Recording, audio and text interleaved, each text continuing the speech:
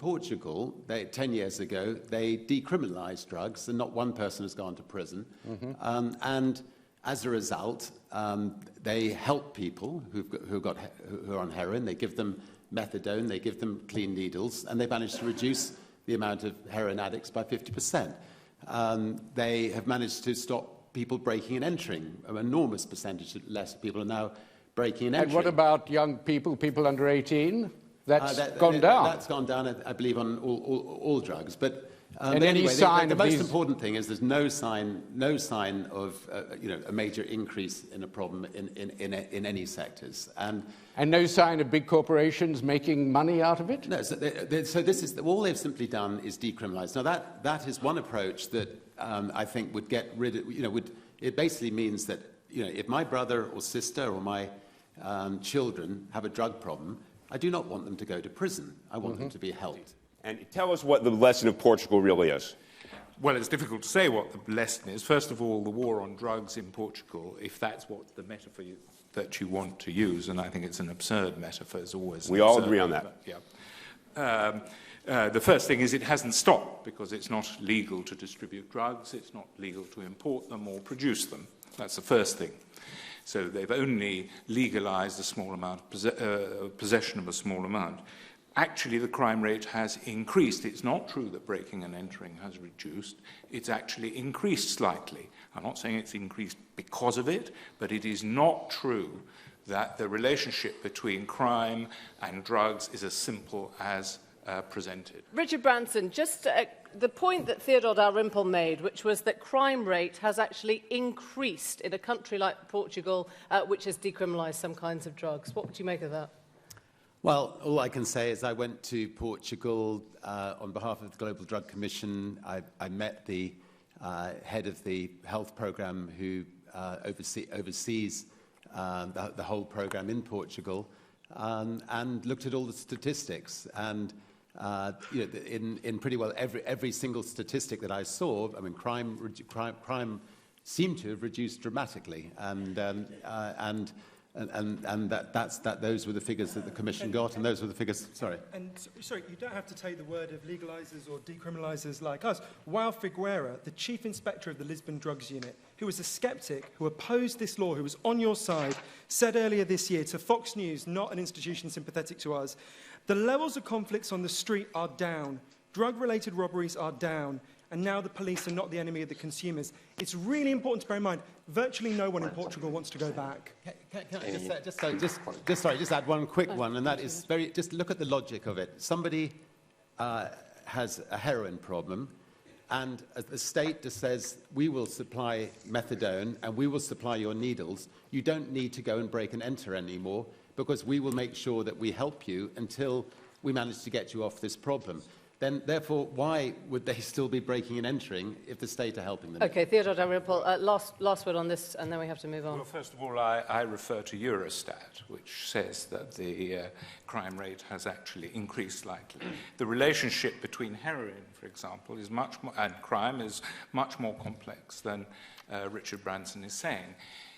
In my prison, for example, I discovered that the vast, and I'm not the first person to notice this, the relationship between crime and heroin was exactly the opposite of what one supposes.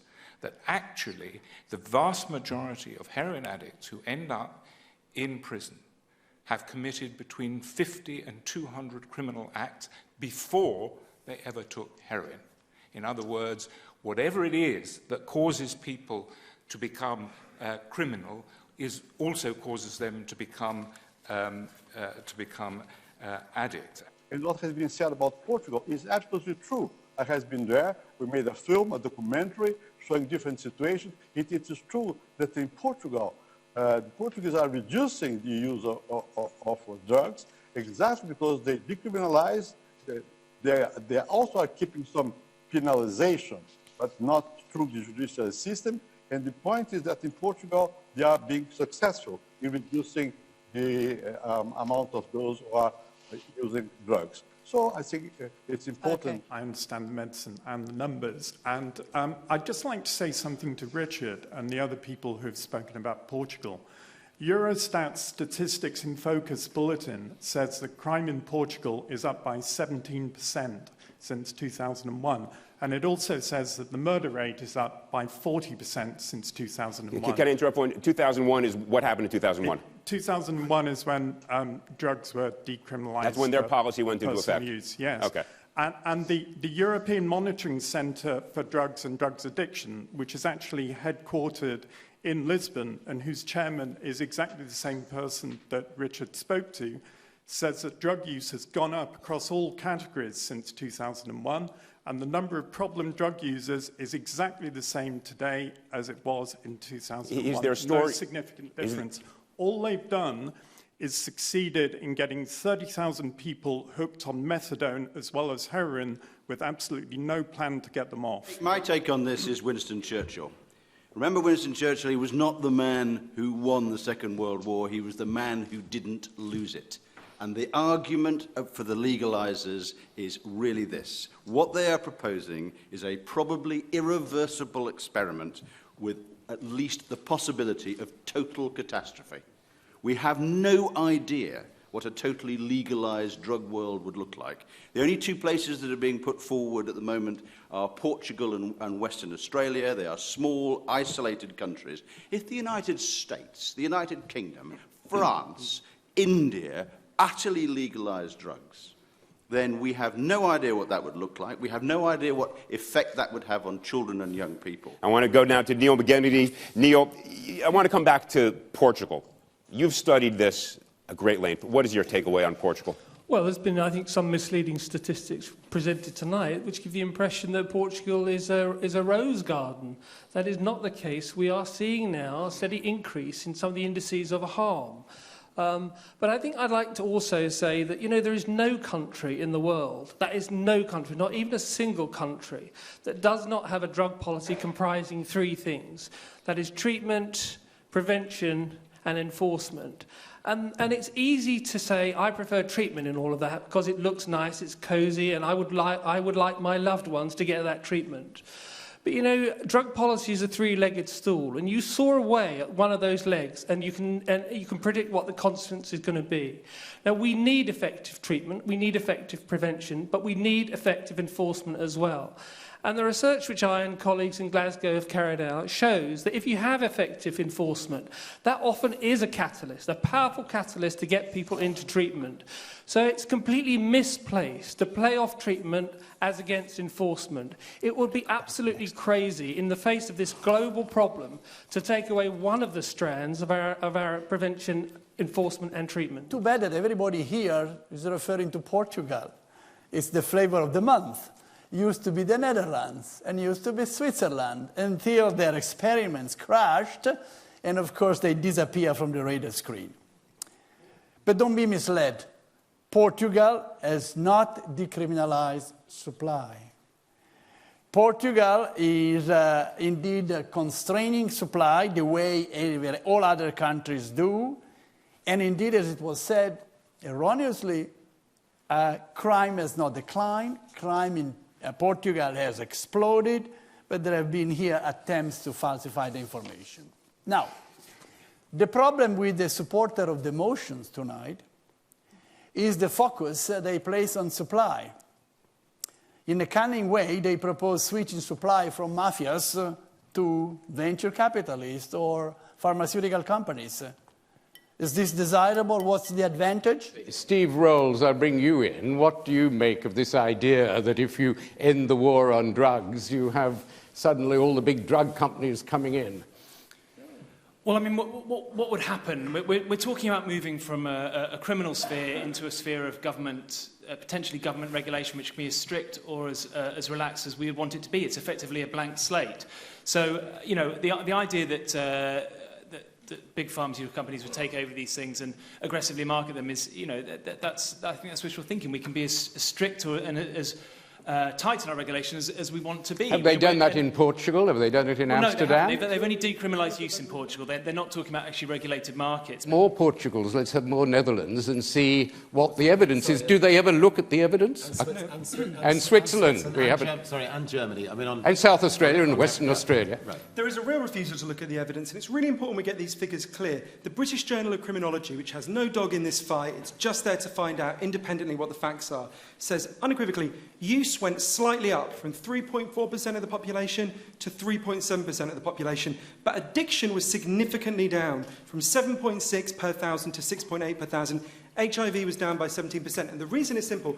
We keep hearing from Elliot Spitzer, who I hugely admire and think is one of the best politicians in the United States, that we all agree on addiction. We all agree on treatment. We have a way to pay for treatment. What the Portuguese did is they transferred all the money that is currently spent on arresting, harassing, jailing, trying addicts. They used all of that for treatment. That's our way of paying for it. In the middle of a global depression, how are you going to pay for a massive rollout of treatment? I don't think anybody could be against limited experiments, but so far the other side have confused two topics. They've confused decriminalisation and legalisation. They're not the same thing. Decriminalisation, which Portugal is doing, it actually hands all the advantages to the bad guys because they can go on selling without taxation and gives us no advantages at all. Whereas legalisation is the experiment that I fear because legalisation is capable of, once launched, being unstoppable. Julian Assange talks about the civil liberty to take drugs, but there's also a civil liberty for children to grow up in households where adults don't take drugs in front of them. And if we legalise this, that's gone. We'll go to Jemima for a few of the web questions in a second, but you want to respond to that, Richard Branson? I'm just going to say that decriminalisation in Portugal means that if you have a drug problem, you go in front of a panel including a psychiatrist, and they try to help you, and it does help. I mean, the statistics that you're banding around today are just not true. Things in Portugal have got better. Nobody's been to prison in the last 10 years. Those people who needed the help have managed to get help. I don't see any particular advantage in handing, as it were, the middleman's role over from Los Zetas or the Sinaloa cartel to GlaxoSmithKline, because in the places we've talked all about Portugal and the Netherlands, etc. I'm interested in the places where there are no psychiatrists, where the addiction is desperate and chronic, like Ribera del Bravo in Ciudad Juarez, where half the kids are on crack or meth by the time they're 12, where newlywed couples murder children to get rid of the debris from past lives. This is all about drugs. It's all about capitalism. It's a place that attracted a huge workforce in order to, and then decide with people working in these ghastly assembly plants and then, effed off to Asia where they could do it even cheaper. That's a slag heap. Those are the places I care about, and those are the places where, where Big Pharma's record of what I will call criminality in the profits they make, even if that's a little legally dodgy, is not that much different from Los Zetas. And on the ground, the effect of their marketing and Los Zetas is just the same.